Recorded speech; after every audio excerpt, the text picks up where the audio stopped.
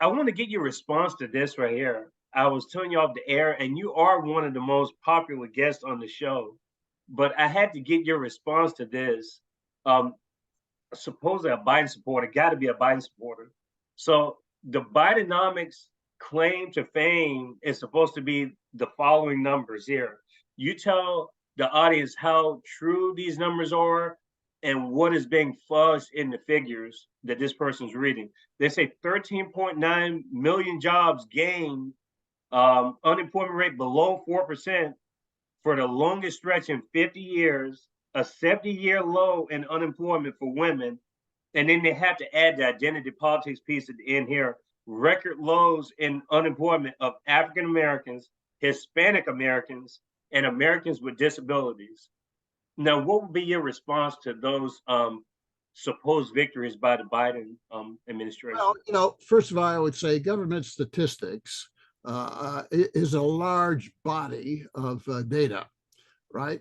And what's the statistic? It's a manipulation of the real data. That's what you're getting, right? And of course, depending on the methodology you use to manipulate the real data, you can come up with what you want. You can find in the Bureau of Labor Statistics on jobs whatever data point that you want to emphasize. Now, what about this unemployment rate of 3.7%? Okay, let's take that one first, right? Let's debunk that one first. That is only for full-time workers, okay?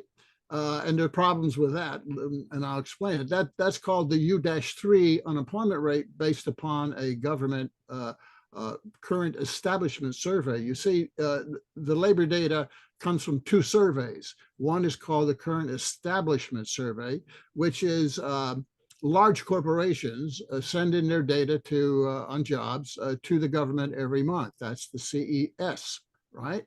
By the way, only 32% are participating, large corporations, in that. So there's a question. I mean, it used to be like 2/3 would participate and send their data in, but they're not sending it in. But these are large establishments, and misses a lot of the small businesses and unemployment and so employment in the small businesses.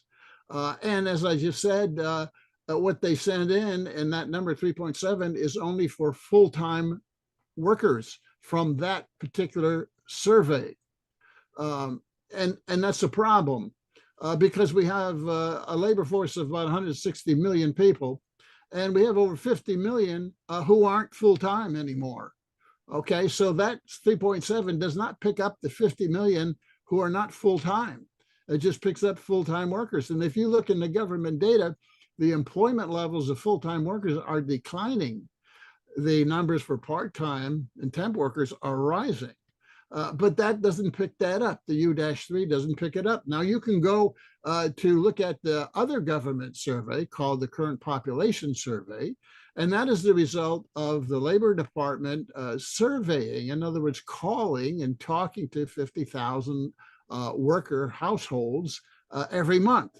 That's a different methodology and a different survey, and it picks up a lot of small businesses.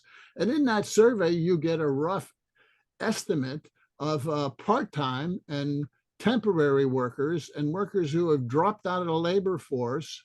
You see, you're not considered unemployed unless you're out of work and you've looked for work in the last 4 weeks. If you haven't looked for work in the last 4 weeks, you're not considered unemployed. You've got no job, but you're considered unemployed, right? You drop out of the statistics. And there's other problems with the statistics too. For example, these reports that I said the government, big businesses send to the government, that's only part of the database that's used to estimate employment, unemployment. Another part of it is what's called new business formation. In other words, every month there's a couple 100,000 new businesses that are formed. It's very small, right? Most of them in the U.S. economy. There's a couple 100,000 that go out of business. When times are good, you get more formation. And when times are bad, you get more going out. During COVID, of course, we had a lot more failing than those coming in. In the recovery period, you get a lot more new businesses being formed. And what the government does is it takes an assumption of what is the net new business formation. In other words, the net new businesses formed minus those that are going out of business. And it takes that information and it adds it to the information that the big enterprises are sending to the government. The problem with new net business formation data is that it's lagged 6 to 9 months. They're taking data 6 to 9 months ago and added it to the the monthly amount that the big businesses are sending the government, and they mash it together, right? And the assumption of net business development, there's a certain number of employees they assumed are part of every new business formation. The problem with that, though, is they know how many new businesses are formed, but they don't know how many go out of business. Because when you go out of business, you don't bother telling the government. When you form a business, you got to file, right? So that data, net new business development, 6 to 9 months lag, is very questionable. But they take that and they squash it together with the reports. Only 32% of the company is reporting now, and that's their database. And then they do other methodologies on it, like seasonality adjustment and so forth. And that's the 3.7% they got that they report to you. And they never report the fact that you got unemployed, part-time temp, and dropping out of the labor force people. That's in the other survey, current population survey. That's in the government data, but you never see the media reporting that. If they did, the unemployment rate is not 3.7%, it's 6, 7, 8% still. The other point that you made is, there's 13 million jobs created. No, they're not created. These are jobs that disappeared. People didn't go to work during COVID. They had to stay home by order, right? And then they're restored. People start going back to work. So most of that 13.7 is it's not a new job created. The job was there and the people just dropped out, and then they come back to work in 2021 and 2022. So that's another ideological misrepresentation. These were created by Biden. No, they weren't. Very few of these were actually net new jobs. In certain areas, tech, maybe they were. But these are restored jobs, not created jobs. People come back to work. So that would be my debunking of these two often reported statistics of 3.7% unemployment. No, it's really 6 to 8%. And the 13.7 million is not 13.7 million. It's people returning to work, most of the majority. And there are some that are net new. But the net new is distorted by this questionable new business development statistic that's 6 to 9 months old. So that would be my critique of the data. It's not that they're lying; they're cherry picking the data when they report it to you. They go into this massive Labor Department database. The media and the government and the politicians to make themselves look good, and they pull out the data that they think makes them look good. But the data's there. I mean, what I'm telling you, my critique is all based upon government data, right? It's not something I'm making up. It's there, but I'm not cherry picking. I'm looking at the whole thing. If I'm asking a general question, or someone's on the street and they ask you, Dr. Rasmus, what is the overall health of the current economy? What would be your response to that question? Well, it's chronic inflation. Okay, they're saying, inflation has come down. This is where they pick another data, right? Okay, let's talk about the price data, right? There's 3 measures of inflation in the US. One is called the Consumer Price Index. That's the one that affects us all. Another is called the PCE, Personal Consumption Expenditure Index. Another is called the GDP Deflator Index. Now, the CPI comes closest to measuring what is actually inflation in the US. It lowballs it in some way, but and I'll explain how, but it comes closest. Now, the CPI is the 450 or so main goods and services that we all buy, right? So it's closer to what we actually spend and the prices we actually pay for it, right? Now, that 450 goods and services are weighted. In other words, we spend more of our disposable income on shelter, rents, mortgages and so forth, and on food than we do, buying laptops, or pencils or paper clips or whatever, right? We very seldom spend things on that. So they get a bigger weight. Maybe shelter is 40% of that consumer price, and I forget what the exact percentage is right now, and that's closest. But there's some problems with that. For example, let's take rents, which has been a big problem in the inflation index. Rents is a service, right?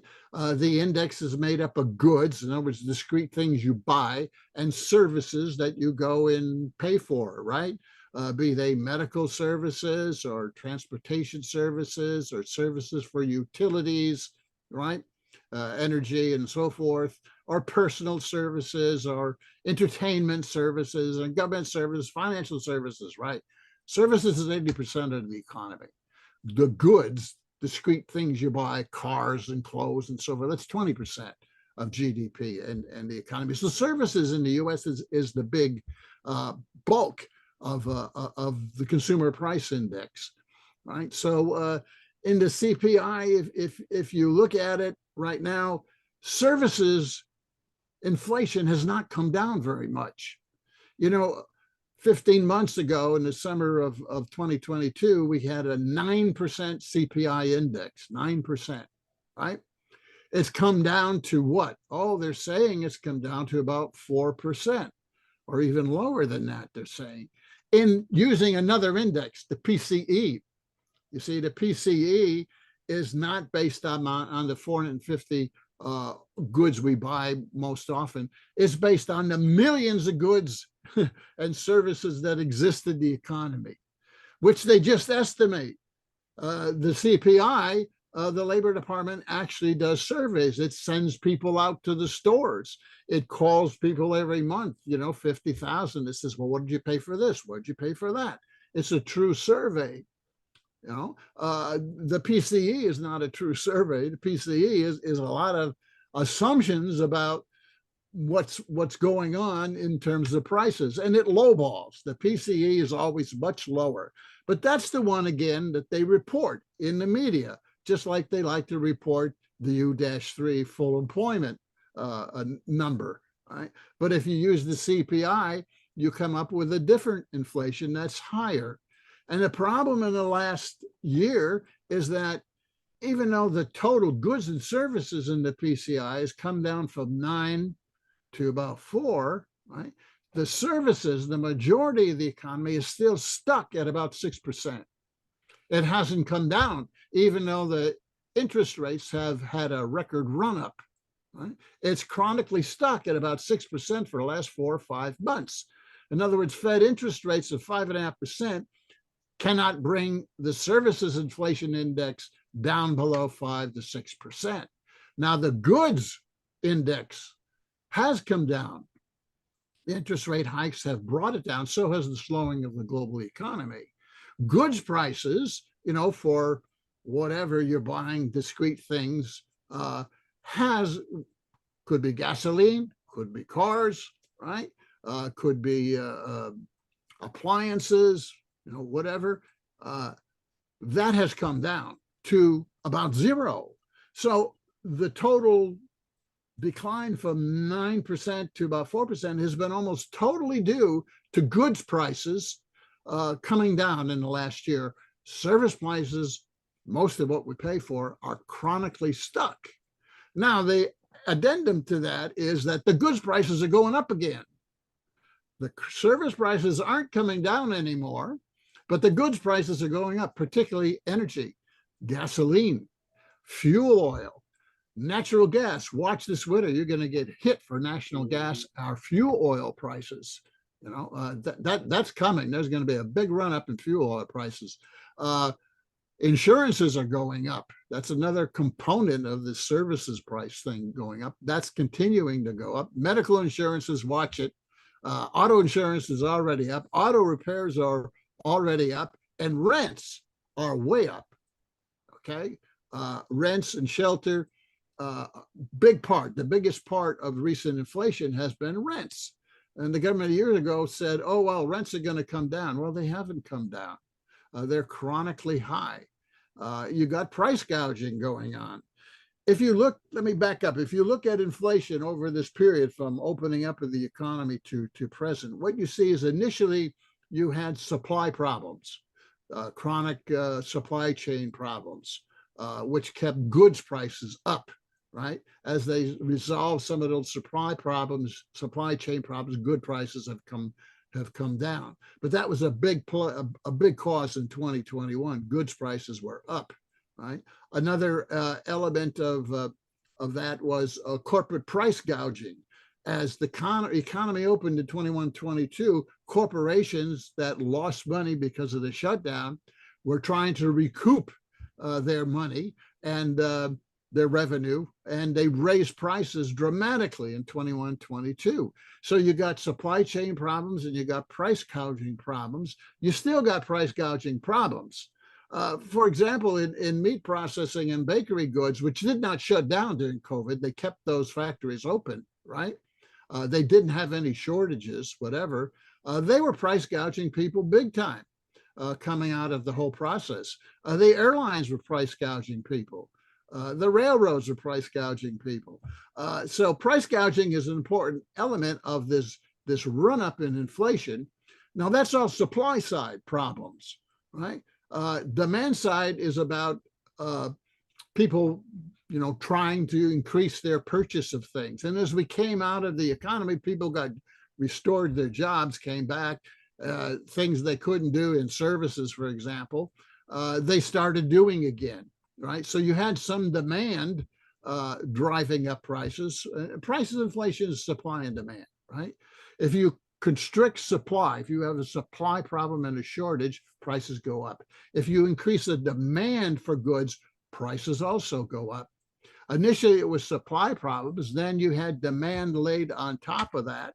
The supply problems for goods abated some, but you still had demand, but you had corporate price gouging going on. Now, demand is driven by your wage income. And if you get jobs again, your wage income goes up, right? By your savings that you may have. People had some savings because of COVID, but that's been gone since 2022. That's not a cause of demand inflation right now. Wages are skewed to the top, meaning the top 10% of the highest paid workers are getting the wage increases, and you got some minimal wage increases coming at the bottom end, but in the big middle, wages are not rising. So wages are not driving demand inflation. Credit cards are playing a role, though. People are maxed out on their credit cards. They're using credit cards to pay their rent and their mortgages. So we have this huge run up in credit cards, right? And now people are just getting hit with student loans, 43 million of them, that they're going to have to spend on that. So they're going to spend less on everything else. So it's not demand inflation. We still have a problem with price gouging going on. We still have supply chain problems here and there that are keeping it high. And other problems that exist, like the sanctions policy of the U.S. government, which has driven global prices for crude oil and other commodities, industrial commodities, metals, and so forth, and agriculture commodities up. The sanctions have played a role by the government worldwide as well in driving up prices here at home, particularly the oil price, crude oil price, which is $90 a barrel about right now. And that gets translated into gasoline prices, which we all know are going up. In the last couple of months, gas prices have played a lot. Rents have played a big role. Actually, rents were like 40% of the recent CPI increase in the last couple of months. It's the big factor here. And that's just gouging by landlords. It's not as if you have more people demanding rents. It's just the landlords see an opportunity when you eliminated the rent controls here during COVID to see an opportunity to just jack up their prices. And to some extent, when you have house prices go up, rents go up as well. But the rent inflation is even higher than what they're saying. I'll tell you why. Here's another questionable thing about the government statistics. There are about 110 million housing units in this country. About half of them are people owning homes, right? About 50 million. About another 50 million or so are people who are actually true renters, right? When you talk about rent increase, you're talking about that 50 so a million. But the government, get this, not only looks at the inflation for actual true renters, right? It looks at homeowners and it says homeowners pay themselves rent. It's called owner's equivalent rent, right? So homeowners are paying themselves rent, which is nonsense, right? And the government takes that owner's equivalent rent and adds it to the actual rent increases for true renters, increases the denominator for the rent price increase, in other words, cuts it in half almost, and says that, oh, that's the rent increase, right? It smooths out and lowers the actual true rent increases. And even so, you get rents huge contribution to the CPI here.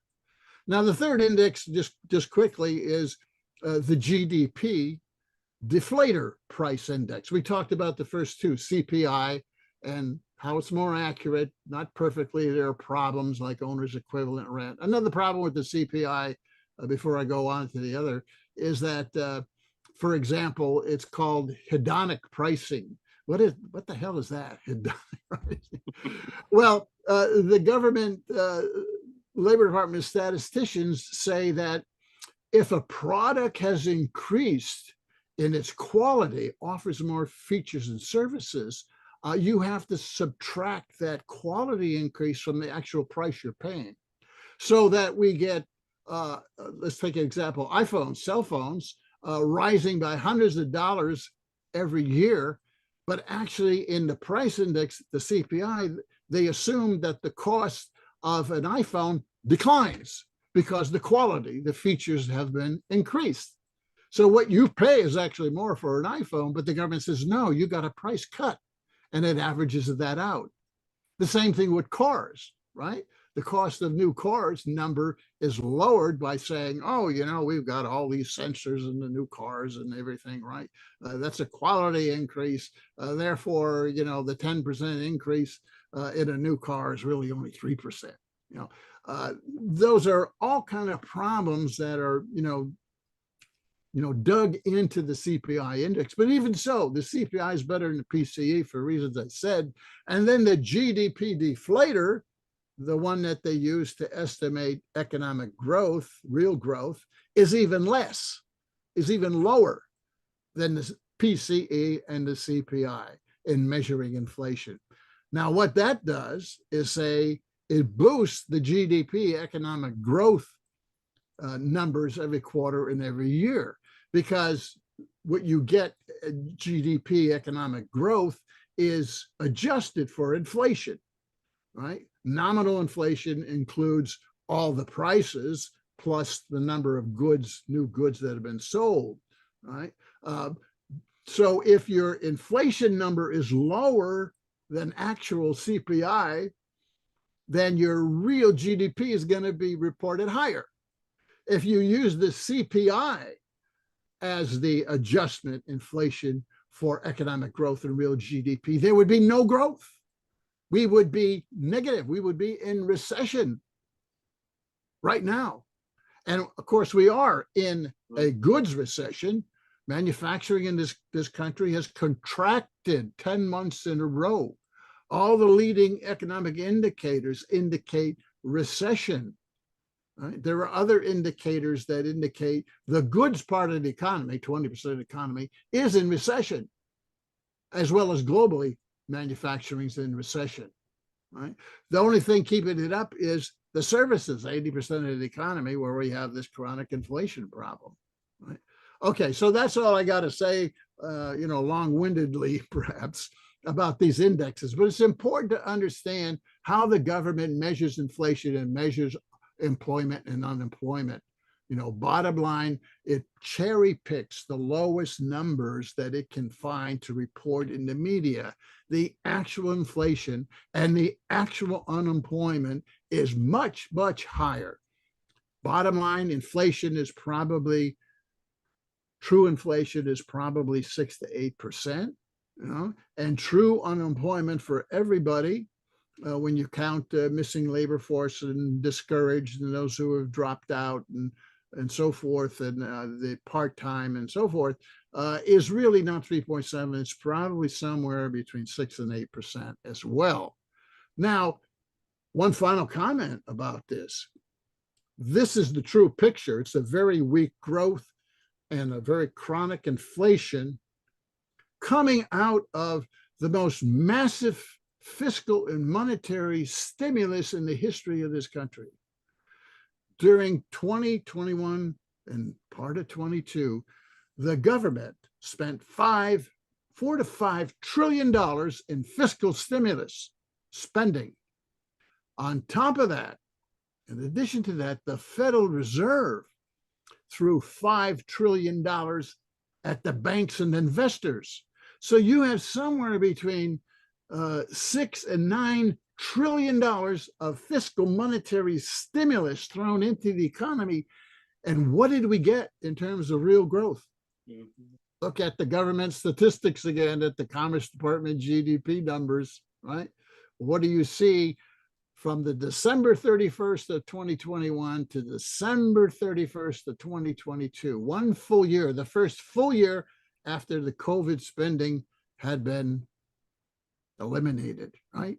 What do you see in GDP growth after $8 trillion of fiscal monetary stimulus? You see a 1% of real GDP growth from December to December, 1% for a massive stimulus. What that means is fiscal monetary policy is not working. It's inefficient. It's not working as it used to work to stimulate the economy, just as it's not working as it used to work to bring down inflation. That is, one of the main points that I make when I talk about neoliberalism and Bidenomics and what's happening today in the U.S. economy. Keep that in mind, right? We've got very slow chronic growth despite massive stimulus that's occurred. And now that stimulus is being diverted into subsidizing big corporations and subsidizing their revenue and their profit.